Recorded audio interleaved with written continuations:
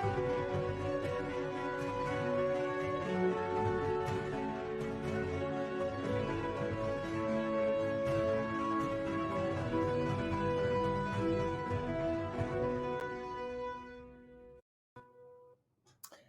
everybody, and welcome to OpenExO Live. Really good to be with you.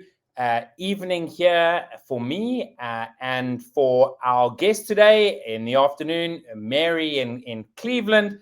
I didn't actually double check before the show if Mary is actually in Cleveland right now, but I think she is. And as you can see on the screen there, the folks that are coming up in the next couple of weeks, a diverse bunch of people from all around the world. And just another reminder, if you want to join on OpenExO Live, you can apply in the OpenExO Marketplace to be on the show. It'll be great to have you, so do go check that out. And before we get Mary up here on the screen with us, I did just have this to share from Yaroslav. He just said, Mary has left a great impression during her consultant certification program. She's knowledgeable, passionate, and purposeful. She has a wealth of experience in corporate, entrepreneurial, and consulting roles, and seems to be working on a hard-to-believe number of projects at the same time. So with that, let's welcome Mary up here on stage. Mary, welcome. How are you doing today? I'm great. That's a very astute observation by Yaroslav about me working on a significant number of projects at the same time, but I like to call it experimentation, where a lot of these are, micro incubating type roles. And, I think some of that is the future. Absolutely. I mean, and we could definitely chat about that. Now, I always start the show by asking my guests to share a little bit about yourself, give the viewers a little bit of a taste of you and how you came to join the OpenExO community.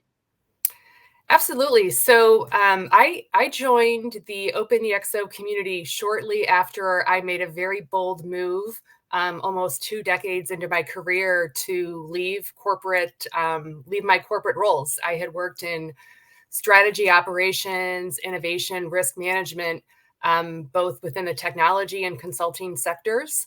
Was at GE Digital, a billion-dollar software company for a while. Spent the majority of my career, or a decade of my career, in Big Four consulting at EY.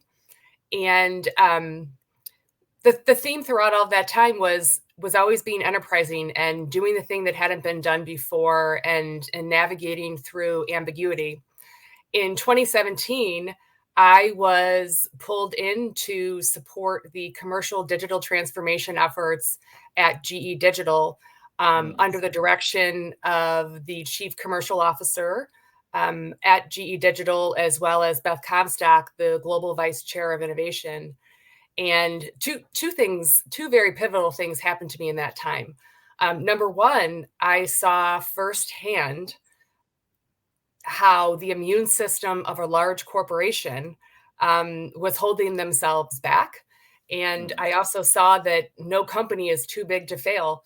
I started in that role in March, and we were incubating highly disruptive AI technology. By September, myself and my team had been reallocated to focus on building algorithms that would facilitate cash collection, because the new CEO needed to show investors that we were more liquid than we actually were. The other pivoting, personally and professional pivoting experience that I had there was I had the opportunity to work with a highly disruptive AI machine learning startup called Collective Eye. They deliver a solution around predictive data analytics to support deal probability, pipeline insights, as well as sales forecasting. And I had one of those experiences where once you see the art of the possible through artificial intelligence, you really just can't unsee the future. And I saw how overnight, 80% of someone's job could be reallocated to higher use activities through the use of AI. I also saw how challenging it was for organizations to get their arms around such abstract ideas as AI, as well as the significant change management efforts that go along with adopting disruptive technology, including the process redesign and the work system redesign. So shortly after I left GE Digital, I couldn't unsee the future, and a mentor of mine had introduced me to the book Exponential Organizations. I read the book, all the cylinders were firing and connecting the dots, and from that point on, I really adopted the EXO framework as a mental model for how I solve problems in my roles and with clients, and so on and so forth. Yeah, that's really interesting. I think it might be important for people to actually have that sort of titanic shift within a career at least once. And I think it's probably going to be happening more and more. I mean, I know when I left corporate, a lot of people were like, well, "What are you doing? Are you mad? Like you're on this trajectory or going up this ladder and you just cut it off." But it can be so empowering. Would you say that is somehow connected to your current MTP, for example, and with the framework having an MTP, was that really just putting a name around something that you'd already started developing when you got to see how technology was really making a difference? That's a great question. And, I think they happened in parallel. So also when I was at GE Digital in 2017 and saw how the corporate immune system was on a daily basis causing the downfall of the largest or the longest standing, corporate company in all of the business world, number one, but then in parallel, incubating a startup with the highly disruptive startup technology on the other end. We also were leading the GE organization through a purpose-defining exercise. We work with Simon Sinek's consulting group as well as Ernst & Young on that. And in that process, I had the opportunity to go through my own purpose discovery process. Yeah. And it's evolved multiple times, but I think ultimately where it got to is my superpower, my sweet spot is really bridging the gap between the art of the possible and translating it into tactical opportunities that will enable 10x outcomes, if you will. And obviously that aligns very well with EXO. And so my MTP is discover and seize aspirational outcomes. That's kind of my personal why. Yeah. In terms of looking at it at a more tactical level, I'm really focused right now on redesigning work systems to elevate productivity, efficiency, and human performance. And not just human performance, but the human experience. Yeah. And that to me is really what has me so energized about EXO, as well as technology. Is the technology is just the fuel for enabling so many things, but namely a better human experience, a better life, better human performance that, oh, by the way, can deliver better profits and growth goals and so on and so forth. Yeah, absolutely. And I love how you have an MTP, which MTPs are supposed to be really macro, really large. And then how you've said, okay, well, now in order to attain that, right now, the focus is this and making that more targeted, which is really important, right? Because a lot of people might think, oh, like if a purpose is too way out there, is it really attainable? And finding that balance, can sometimes be difficult, but is really, really important to do. And so, as you said, I mean, you're already on this journey. You read the book. You then came in and joined the community and went through the consultant certification. What would you say were sort of like some of the learnings, etc., that you got going through that? Absolutely. So I think, primarily it's just getting greater depth into each of those EXO attributes and, the tools, and then how to present and educate this information when you're working with clients or building businesses. That was my kind of immediate takeaway. It's really having that tool set for a new mental model that's going to help drive a drastically different outcome for organizations. Yeah. And so, like you've said, you're using the EXO model as like a mental model in the work you do. All the work you're doing is not focusing on EXO per se. And so, Mhm. what would you say are some of the challenges? Maybe those are challenges actually with the client because you brought it up, or challenges with Yeah. yourself around actually orienting the EXO framework within an organization. Sure. So I can think of two out of the gate. The first one is getting people's arms around this whole concept of linear versus exponential, and understanding how for the same amount of work, you could achieve a 10x better outcome. A lot of people's brains, particularly those who are in corporate leadership roles, because they are such great executors and great operators, they may not always be the most out of the box or creative thinkers.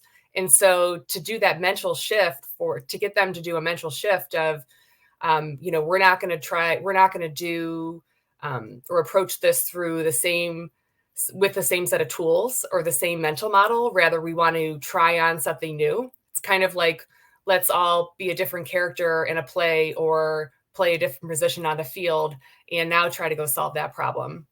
So that's really one really big piece. The other thing that I've worked really hard on is, again, kind of speaking to this divergent versus convergent thinking or convergent thinking. It's how do you take such an abstract opportunity of scaling your business 10x by implementing new ingredients? How do you translate that down into the very tactical projects and behaviors that an organization implements? And so have spent a lot of time working with clients and, quite frankly, pressure testing different approaches to get everyone grounded in the same context from which we're going to solve a problem, redesign an operating model, redesign a business, scale a startup, and so on and so forth.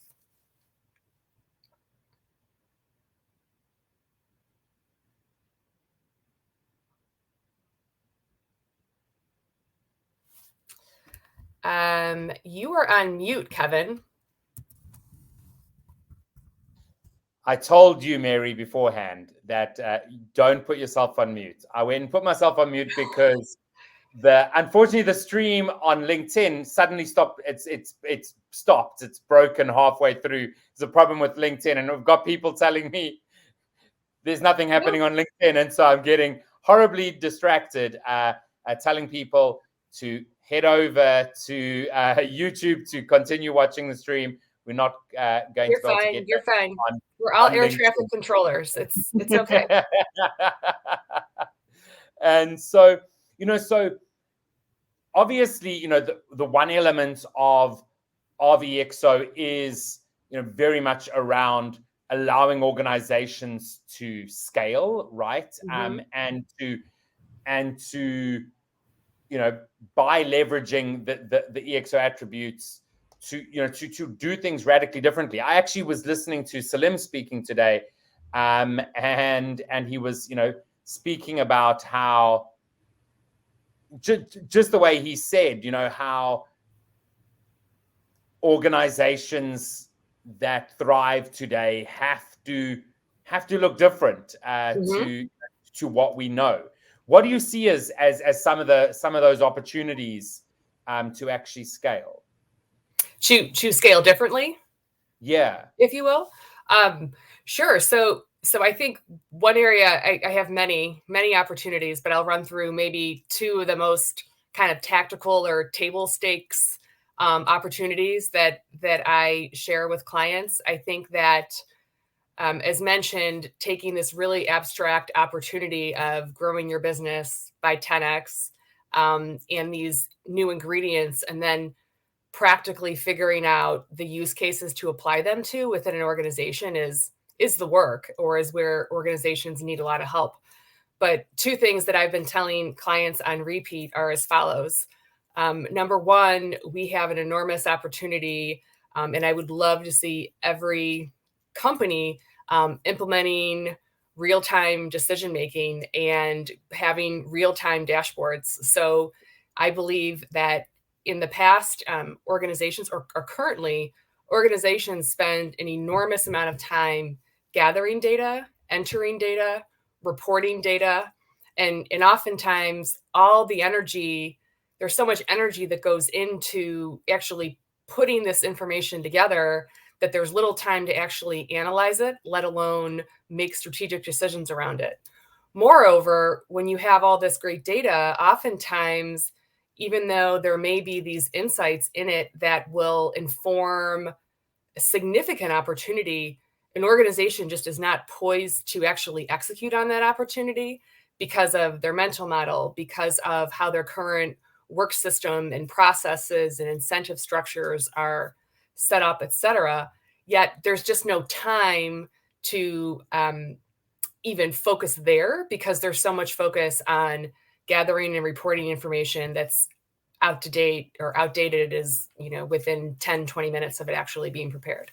So kind of one of my table stakes things, if I had a magic wand, I would have, every client have a data lake and would be able to have both internal and, aggregated external sources of data all pooled together to deliver predictive as well as real-time insights on all the lead and lag indicator metrics that could help the company reach its 10x potential.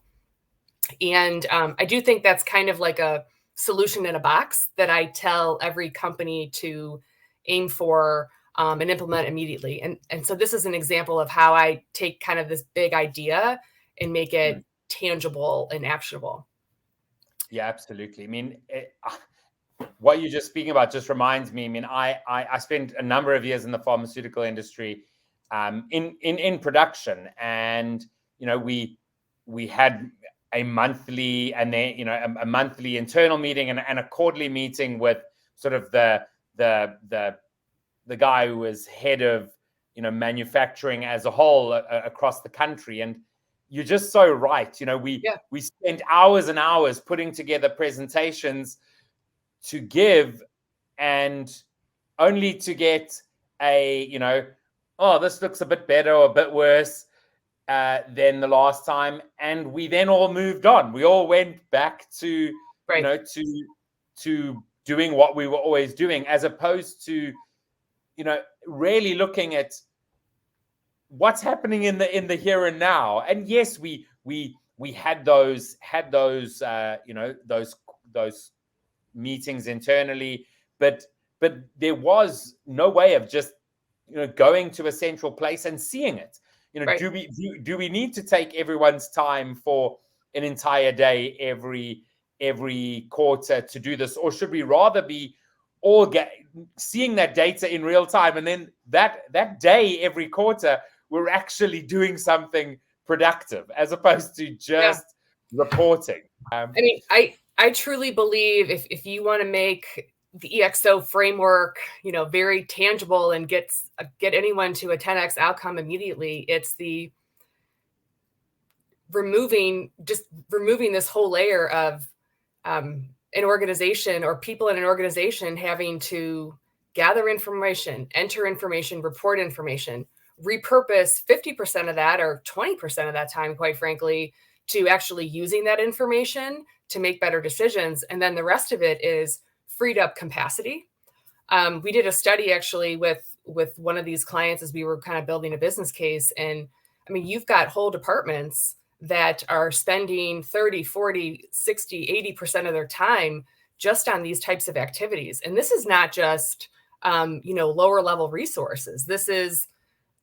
These are senior level people spending time trying to get information and fact finding. And imagine if you have everything in real time, which is entirely possible, it completely changes the game.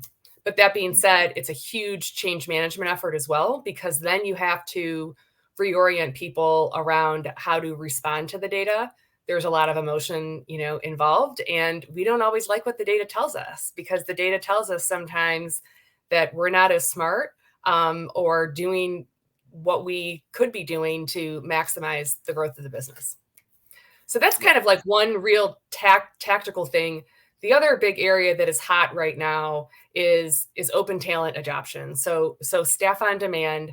I think COVID has only further accelerated the future of work, the appetite for new work systems, not just for supporting individual, professional goals, but really to maximize the productivity, efficiency, and outcomes in an organization.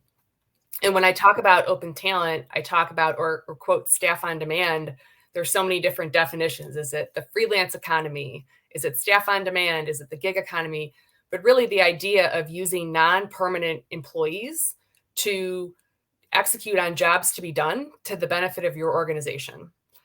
And the idea now is that with the pace of innovation, with the demand for new skill sets, with the pressure to reskill so fast, and quite frankly, the unpredictability and fluidity of actually what needs to be done, it's very hard to achieve the optimal talent pool internally, where you have to be more fluid and adept at accessing the right resources at the right time. And so I believe having an open talent adoption strategy, or, AKA staff on demand capabilities, it's become a strategic imperative now in this post-COVID world where everything's being reimagined. It's a non-negotiable, but at the same time stands to yield such great benefits for companies in the near and long term. It's a change that's hard, but I think very, very palatable for people to take on. No, absolutely. And Salim often speaks about the social contract and where we sit with that, because that can be, of course, a contentious issue here, where are gig workers exploited workers? Is staff on demand always exploitative? Mm-hmm. From what I've seen, the answer is it does not have to be. It can be, absolutely. But the Great Resignation, I think, also, and maybe you were a real early adopter there. Yeah, I was. It is a show that we want to align with things that that we're passionate about, and we want to do jobs that really make a difference, right? Mm-hmm. And so by being able to to leverage interfaces and good algorithms and AI and all of that to bring in the information, you then can actually do meaningful work, right? Which I really hope is what we see more of in the future. And I guess the other thing that a lot of organizations struggle with staff on demand is the idea of that ownership, right? Of needing to hold on to everything. And staff on demand can be concerning if you don't have good process in place, where someone leaves you're developing a new. Yeah, I'm sorry, but yeah, you're developing a new capability, really. Because there's friction around accessing talent. Yeah. And it's, how do you structure the work? There's so many different components to it. Absolutely. I mean, 100%. And so as we end off, what would you say is that sort of one thing that you'd like to, have as your last thoughts, or to share with folks who are watching today? Sure. So maybe I can share kind of my three insights that I use or one of the three insights I typically use as an elevator pitch or a context setter when I work with startups or large companies. And it's really this, it's whether we like it or not, AI, data networks, et cetera, is fundamentally transforming the business model of companies. So how they create and capture value, as well as the operating model, how they configure their people, their processes, and their technology to deliver on the value proposition of their business model. And so that's kind of like the high level, what's changing. I view the EXO attributes as the how, the ingredients that you actually can plug into or use to design this future state business model and the future state operating model.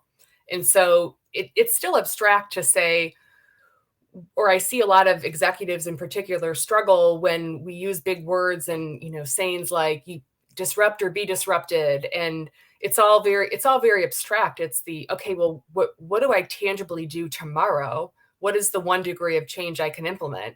And so when we break it down one layer to say, you need to redesign your business model somehow, and let's kick off some experiments. You need to redesign your operating model somehow.